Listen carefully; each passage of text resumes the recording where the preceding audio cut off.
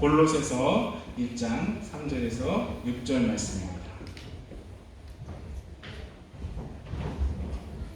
We always thank God, the Father of our Lord Jesus Christ, when we pray for you, because we have heard of your faith in Christ Jesus and of the love you have for all God's people.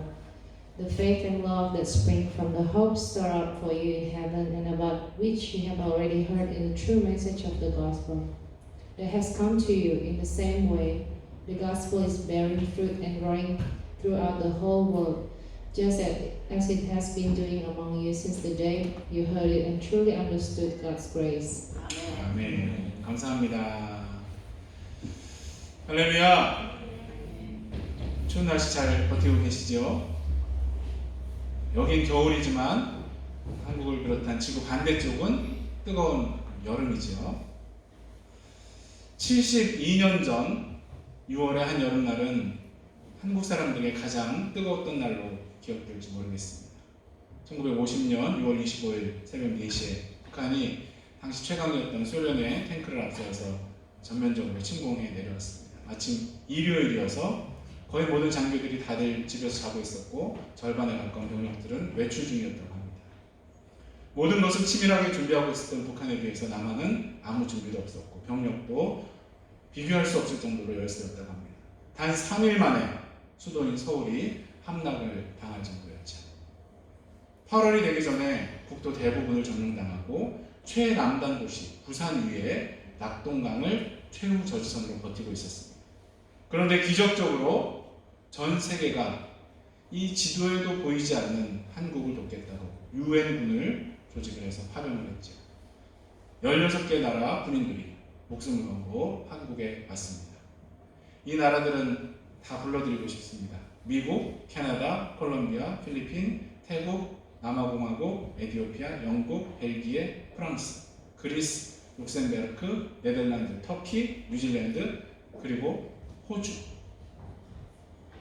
30만 명 넘는 외국의 젊은이들이 한국 그리고 자유민주주의를 지키겠다고 참전을 했고 그중 3만 명 넘는 사람이 전사를 했습니다. 참으로 고맙고 미안한 일이 아닐 수가 없습니다. 미국의 메가더 장군이 이끄는 연합군이 9월 15일에 한반도 허리 위치에 있는 인천에 상륙작전을 감행해서 성공을 했고 이후에 전쟁의 판도가 바뀌게 됩니다.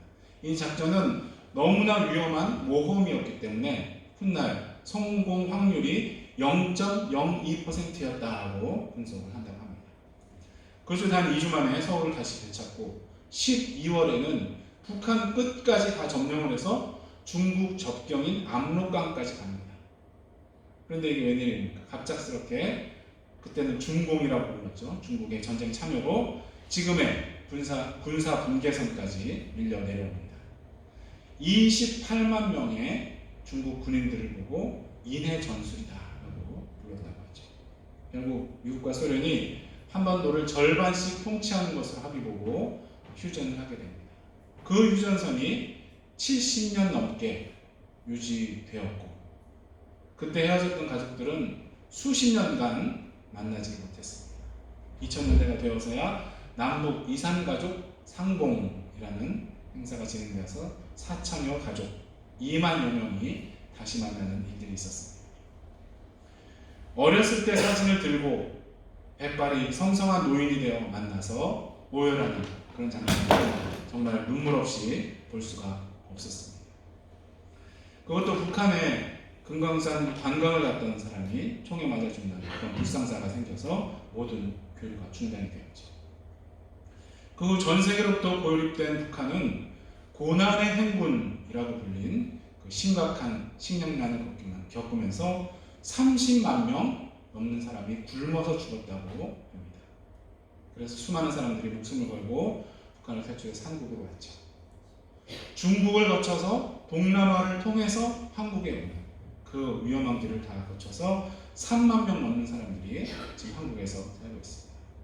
초기에 정부에서 돈도 주고 집도 주고 많은 지원을 해주지만 한국 사회는 워낙 경쟁이 심하기 때문에 정착해서 사는 것이 쉽지가 않죠. 어제가 6월 25일이었기 때문에 한국 전쟁에 대해서 길게 한번 말씀을 드렸습니다. 한국 땅이 공산화되지 않은 것은 기적에 가까운 일이었고 결국 하나님의 은혜라고 믿습니다.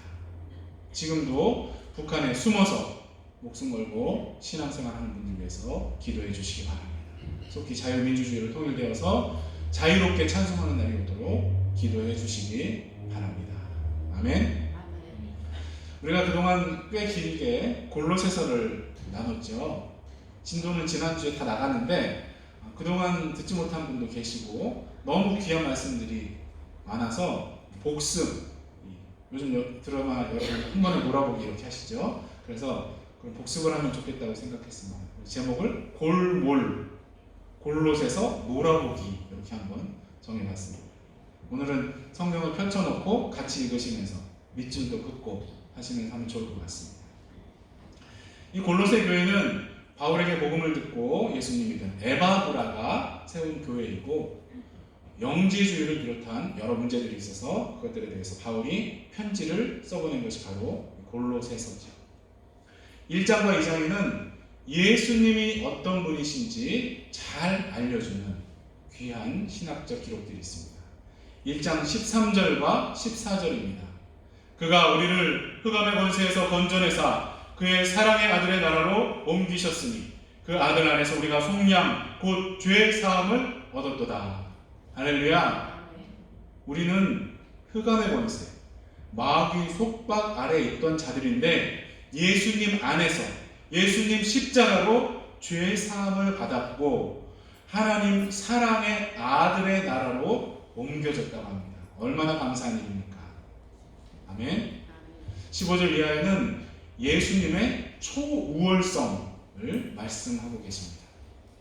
제가 말씀드릴 때마다 아멘으로 크게 한번 화답해 보시기 바랍니다. 하나님이 영광 받으실 줄 믿습니다. 시작합니다.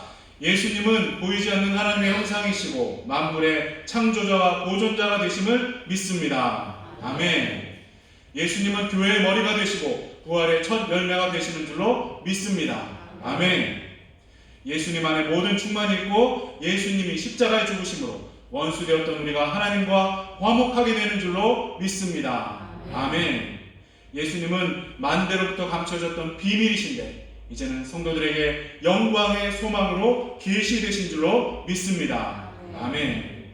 가장 높으신 예수 그리스도를 찬양합니다. 할렐루야. 아멘.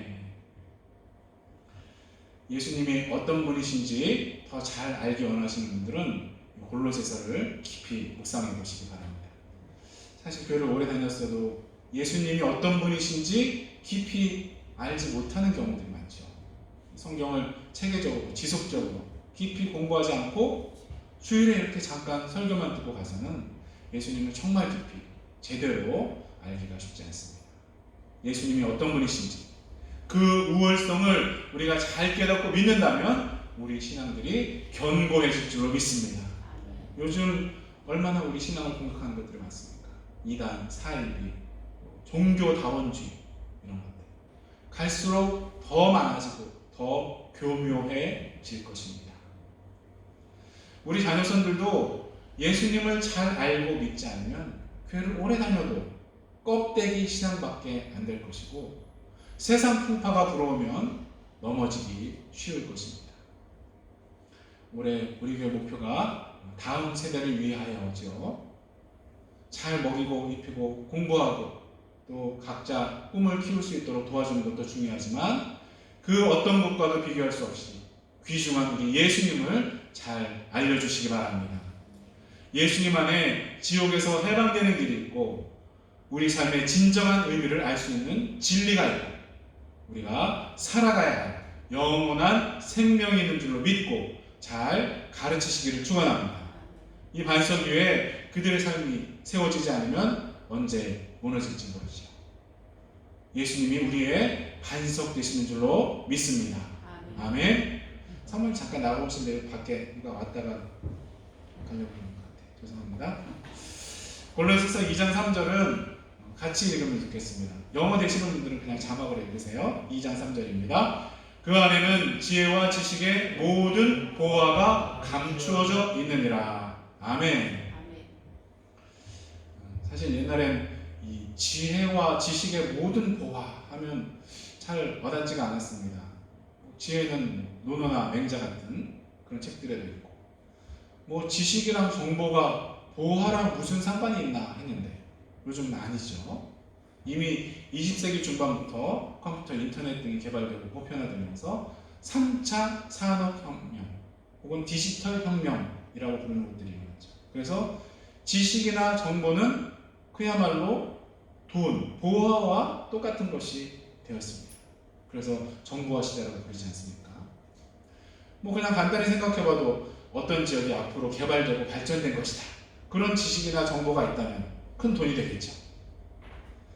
여러분, 그 테슬라라는 회사가 처음 상장할 때 그 회사가 이렇게 커질 줄 알았으면 그때 주식을 많이 사서 재벌이 되지 않았겠습니까? 또 코로나 바이러스가 이렇게 전 세계적으로 길게 큰 영향을 끼칠 줄 처음에 알았다면 백신 회사에 투자해서 갑부가 될 뿐 아니라 초기에 방역을 더 잘해서 많은 생명들을 더 구할 수 있었겠지. 우리 예수님 안에 있는 지식은 세상 돈이나 재물과는 비교도 할 수 없이 귀한 것들이고 바로 우리 영혼을 살릴 수 있는 것인 줄로 믿습니다. 우리가 마귀의 멍에 지옥 권세에서 벗어나서 하나님 자녀되고 천국 시민 될 수 있는 지식이 예수님 안에 있는 줄로 믿으시기를 축원합니다. 또 지혜도 그렇죠. 참 공부는 많이 했어도 사람과 잘 지내는 지혜, 또 세상 잘 사는 지혜가 없는 분들 있습니다. 마찬가지로 예수님 안의 지혜가 우리에게 임해야 이 악한 세상을 하나님 자녀답게 살 수 있고 또 훗날 하나님께 칭찬과 상급받는 삶을 살아갈 수 있을 줄로 믿습니다. 예수님 안에 감춰진 지식과 지혜의 모든 보화를 잘 찾아 누리는 우리와 우리 자손들 되기를 간절히 축원합니다. 아멘. 6절과 7절도 같이 한번 읽어보면 좋겠습니다. 6절 7절입니다. 그러므로 너희가 그리스도 예수를 주로 받았으니 그 안에서 행하되 그 안에 뿌리를 박으며 세움을 받아 교훈을 받은 대로 믿음에 굳게 서서 감사함을 넘치게 하라. 아멘. 늘 흔들리고 변하는 그런 세상 것들이 아니라 우리 예수님 안에 인생의 뿌리를 굳게 세우고 그래서 늘 감사함이 넘치는 삶을 사시기를 축원합니다. 아멘. 또 2장 11절부터는 육의 몸을 벗는 그리스도의 할례, 즉 침례에 관해서 말씀하십니다. 이 침례는 물에 들어갈 때 예수님과 함께 장사되고 다시 나올 때 예수님과 함께 부활함을 상징하는 놀라운 예식이죠. 예수님을 나의 구주로 고백하시는 분들은 이 침례를 통해서 교회의 공동체 앞에 공개적으로 신앙 고백을 하시는 것이 참 좋습니다. 예를 들면 결혼식을 하지 않고도 살 수는 있죠. 그렇지만 가족과 친구, 사람들 앞에 공개적으로 서약을 하고 법적으로도 혼인신고하고 사는 게 훨씬 더 좋지 않습니까? 전에도 몇 번 말씀드렸지만 혼전 동거는 성경적 개념이 아니고 실제적으로도 결혼 생활이 잘 유지되지 않는 경우들이 많다니까 우리 젊은 분들 잘 참고하시기 바랍니다. 결혼은 이 완전한 커미트먼트, 헌신이지 맛배기가 아니잖아요. 신앙생활도 그렇죠. 예수님 믿기로 작정했으면 공개적으로 신앙을 고백하고 침례받고 그렇게 전적으로 새롭게 시작하시면 훨씬 더 좋을 줄로 믿습니다. 한 발은 세상에 두고 한 발은 교회에 두다가 나중에 큰일이 나죠. 우리 교회 가족들 중에는 그런 분 하나도 없기를 바랍니다. 아멘. 3장 3절에 너희가 죽었고 너희 생명이 그리스도와 함께 하나님 안에 감추어져 있다 라고 하시면서 위의 것을 생각하라고 권면하십니다. 위의 것을 생각하고 땅에 있는 지체들 곧 음란, 부정, 사욕, 악한 정욕, 탐심을 죽이라고 하시면서 탐심은 우상 숭배다 라고 합니다. 하나님 제일 싫어하시는 게 뭐죠? 우상 숭배 아닙니까? 구약 시대에는 바알이나 아세라 상을 세워놓고 신전 참기와 성행위를 한 것, 그리고 몰록 혹은 몰렉에게 자기 아이들을 태워서 제사 드리는 그런 것들이 우상숭배였죠. 그렇지만 지금은 온갖 다른 모습들로 우상숭배가 나타나고, 무엇보다 탐심이 그 대표 선수다라고 말씀합니다. 세상 권세, 명예, 안락함, 그리고 돈을 쫓아가는 것이 우상숭배가 될 수 있는 것이죠. 그리고 주님보다 사랑하는 그 어떤 것도 우상이 될 수 있습니다. 배우자나 자녀가 우상되지 않기를 바랍니다. 손자, 손녀가 우상되지 않기를 바랍니다. 그들을 사랑하는 것이 당연하되 주님보다 조금 덜 사랑해야 할 줄로 믿습니다. 이것은 정해진 수준이 있는 것이 아니니까 주님이 각자의 마음에 말씀하실 줄로 믿습니다. 3장 18절에서 21절 정말 중요한 말씀이니까 한 번 더 읽으면 좋겠습니다. 3장 18절부터입니다. 아내들아 남편에게 복종하라. 이는 주 안에서 마땅하니라. 남편들아 아내를 사랑하며 괴롭게 하지 말라. 자녀들아 모든 일에 부모에게 순종하라. 이는 주 안에서 기쁘게 하는 것이니라. 아비들아 너희 자녀를 노엽게 하지 말지니 낙심할까 함이라. 아멘. 저는 사도 바울이 결혼해서 가정생활을 했었다라고 생각을 합니다. 당시 관습에 따라서 일찍 결혼했을 것이고 자녀가 있었을지도 모르겠죠. 사내들인 공회의 공문을 요구해 받아서 다메섹에 기독교인을 잡으러 갈 정도였다면 어린 나이는 아니었을 것입니다. 그 후에 예수님 만나고 헌신하기로 하니까 아내와 처갓집으로부터 버림받지 않았을까 생각합니다. 그러니까 이렇게 가정에 관한 말씀들을 크리스천으로 살아가는 중요한 원리들로 말씀하고 있다고 생각합니다. 혹시 그렇지 않았을지라도 성령님의 감동하심으로 주신 귀한 말씀이니까 우리 모두 최선을 다해 기도하며 실천하여서 주 안에서 행복한 가정들 이룰 수 있기를 축원합니다. 아멘. 가정생활뿐 아니라 신앙생활 그리고 사회생활에서도 우리가 늘 기억하고 실천해야 할 대원칙을 3장 23절에 말씀합니다. 뭡니까? 3장 23절 무슨 일을 하든지 마음을 다하여 주께 하듯 하고 사람에게 하듯 하지 말라. 아멘. 어떤 교회 성도님이 설렁탕집을 하는데 그분은 설렁탕 한 그릇도 주님 대접하는 마음으로 끓였다라고 했답니다. 그래서 최고 좋은 재료로 정성을 다해서 끓였답니다. 그러면 어떻게 되겠습니까? 먹어본 사람들이 감동하겠죠. 당연히 사업도 잘 될 것입니다.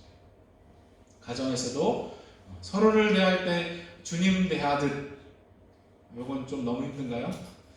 그러면 귀한 손님을 대하듯 이렇게 할 수 있다면 얼마나 갈등이나 다툼이 줄어들겠습니까? 성령님의 도우심으로 모든 일에 마음을 다하여 죽게 하듯 하는 우리 모두가 되기를 축원합니다. 혹시 사람들은 알아주지 않더라도 우리 주님이 상 주신다고 하셨으니까 그 약속을 믿고 힘쓰는 우리 모두가 되기를 간절히 축원합니다. 아멘. 4장 2절에는 행복한 기도 생활의 비결이 소개됩니다. 4장 2절 기도를 계속하고 기도에 감사함으로 깨어있으라. 아멘. 이 가족이나 친구도 너무 띄엄띄엄 연락을 하면 할 말이 별로 없죠. 저희 딸들이 엄마에게 늘 전화해서 미주알 고주알 얘기하듯이 우리도 주님과 대화를 좀 더 자주 해야 할 줄로 믿습니다. 일상의 기도를 짧게 자주 해보면 어떨까요? 아침에 일어나면서는 새날 주셔서 감사합니다 주님. See you. 또 밥 먹으면서 소화 잘 되게 해주시고 건강 주세요. 걸으면서 오늘 날씨 좋네요. 주님 감사합니다. 또 사람들을 만날 때는 지혜롭게 말하고 행하게 도와주세요. 이렇게 느헤미야처럼 짧게 자주 속으로 이렇게 기도해 보시기 바랍니다. 우리의 삶이 변화될 줄로 믿습니다.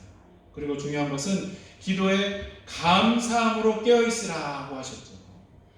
좋은 일 있을 때 먼저 주님께 감사하는 습관을 들이시고, 또 어렵고 힘든 일이 있어도 그것을 통해 나를 성장시키시고 영광 받으실 것을 믿고 미리 감사해 보시기 바랍니다. 마귀는 우리 마음에 불평과 원망을 심으려고 하지. 하지만 욥이 그렇게 큰 고난을 당했을 때도 하나님의 주권을 선포하며 입술로 범죄하지 않은 것을 기억해 보시기 바랍니다. 모든 것을 합하셔서 선을 이루실 하나님을 신뢰하는 우리 모두가 되기를 축원합니다. 아멘. 4장의 후반은 많은 형제 자매님들 이름이 나오면서 격려와 권면으로 마치고 있습니다. 이 부분도 우리가 앞에 한 것처럼 아멘으로 한번 화답해 보면 좋겠습니다. 시작합니다. 두기고같이 사랑받는 형제, 신실한 일꾼, 그리고 주 안에서 함께 종된 사람 되기 원합니다. 아멘. 또 성도들의 마음을 위로하는 사람 되기 원합니다. 아멘. 하나님 나라를 위해 함께 일하는 사람 되기 원합니다. 아멘. 에바브라 같이 교회들을 세워가고 성도들을 위해 기도하며 수고하는 사람 되기 원합니다. 아멘. 데마같이 세상을 사랑해서 떠나가는 것이 아니라 누가와 같이 끝까지 주님 나라 확장에 쓰임받기를 원합니다. 아멘. 눈바와 같이 주님 주신 복들을 잘 나누는 사람 되기 원합니다. 아멘. 또한 주 안에서 받은 직분을 잘 이루는 사람 되기 원합니다. 아멘. 끝까지 주님 은혜 안에 사는 우리와 우리 자손들 되기를 원합니다. 아멘. 제가 오늘 한글 제목으로 쓴 골몰이란 단어는 다른 생각할 여유 없이 한 가지에 집중한다는 그런 뜻도 있습니다.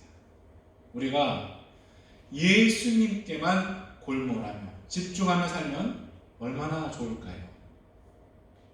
예수님의 은혜와 사랑을 더 깊이 묵상하면서 살면 우리 삶이 얼마나 더 아름다워지겠습니까? 예수님의 십자가와 부활을 늘 감사하며 찬양한다면 우리 삶이 얼마나 더 승리의 삶으로 변화가 되겠습니까? 이 골로새서를 마치면서 우리 모두의 삶이 예수님께 더 골몰하는 삶이 되기를 예수님으로 축원합니다. 우리 자녀손들도 예수님이 누구신지 더 깊이 알고 믿고 그 은혜와 사랑을 누리는 복된 삶들 되기를 예수 그리스도의 이름으로 간절히 축원합니다. 아멘. 우리 한번 기도하실 때에 이 가장 귀하신 예수님을 더 깊이 아는 우리 모두가 되도록 기도하시고 그 안에 있는 보화를 누리는 우리 모두가 되도록 기도하겠습니다. 진 목사님 한국 여정 위해서도 기도해 주시고 여러 가지 문제로 기도하는 교회 가족들 위해서, 그리고 예수님을 아직 자유롭게 찬송하지 못하는 전 세계 형제들을 위해서도 기도하겠습니다. 각자의 목소리를 한번 간절하게 기도하겠습니다.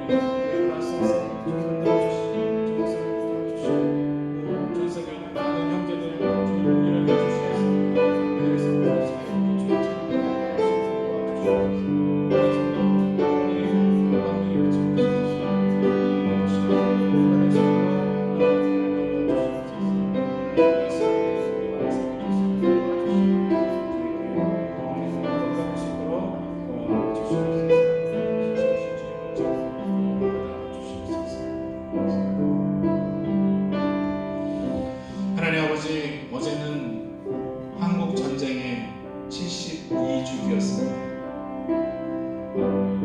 셀 수 없이 많은 사람들이 100만 명 넘게 죽은 그 처참한 전쟁에서 다시 일어나게 해주시고 무엇보다 공산화되지 않아서 마음으로 신앙생활할 수 있는 나라가 되게 하시니 하나님의 은혜인 줄로 믿습니다. 아직 숨어서 목숨 걸고 신앙생활해야 하는 형제들이 있습니다. 불쌍히 여겨주시고 속히 통일되어 자유롭게 찬양하게 하여 주시옵소서. 그동안 골로새서를 통해 예수님이 어떤 분이신지 알려주시니 감사드립니다. 그 깊고 높은 사랑과 은혜를 더 체험하게 하여 주시고 예수님 안에 모든 보화를 누리는 우리와 우리 자손들에게 하여 주시옵소서. 정 목사님, 한국 여정도 함께 하여 주시고 전 세계에 박해받는 형제들에게 은혜와 긍휼을 베풀어 주시옵소서. 감사드리며 예수님의 이름으로 기도드립니다.